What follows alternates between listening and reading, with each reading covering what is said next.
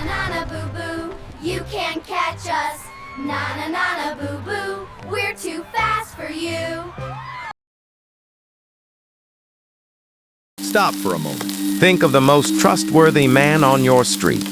Someone who gets along with kids, grills in his backyard, and smiles at everyone. In the 1970s in Illinois, this man had a name, John Wayne Gacy. In the eyes of the public, Gacy was a successful contractor. He was active in local politics. He even had photos taken with the First Lady. No one suspected him because Gacy was just too normal. There was a striking detail in Gacy's past. At age 11, he took a hard blow to the head at a playground.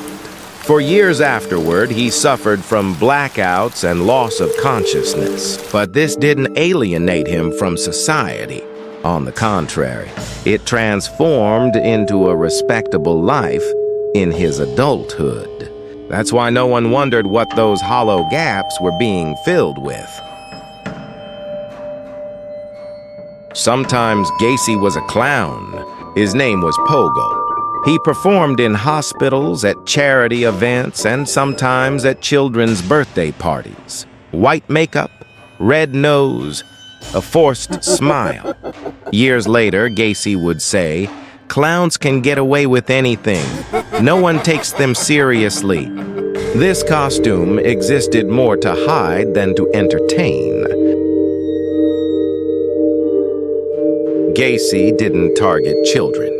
The vast majority of his victims were young men between the ages of 15 and 25.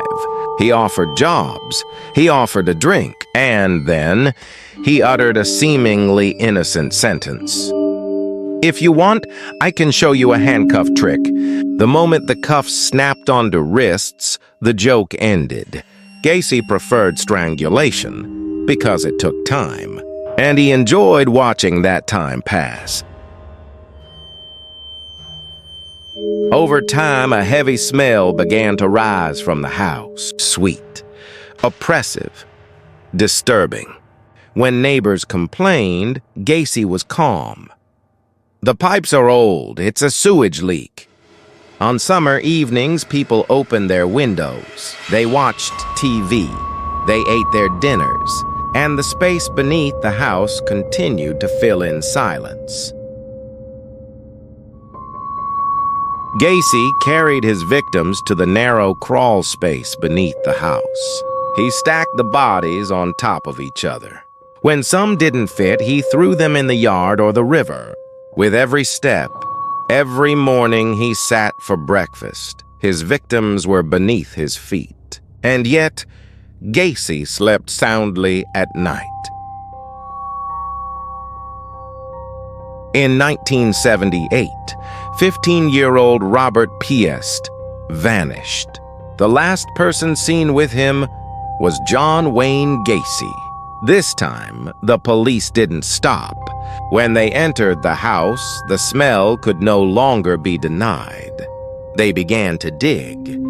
From beneath the earth emerged skulls, bones, and the remains of 33 young men.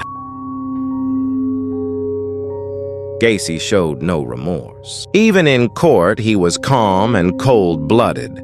He was executed in 1994. His last meal, a bucket of KFC chicken and fried shrimp. His last words were, "Kiss my ass."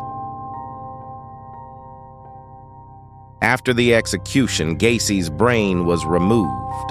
The brain was given to forensic psychiatrist Dr. Helen Morrison. Morrison searched this brain for an explanation, a tumor, a disorder, a physical trace to explain the violence. But she found nothing. The result was more terrifying. The brain was perfectly normal. Gacy's house was demolished, but even today, some people passing through that area claim to hear a muffled clown's laugh late at night. Perhaps a legend, perhaps just imagination. But this truth does not change. The most terrifying monsters don't hide in the woods. Sometimes, they open the door for you with a smile.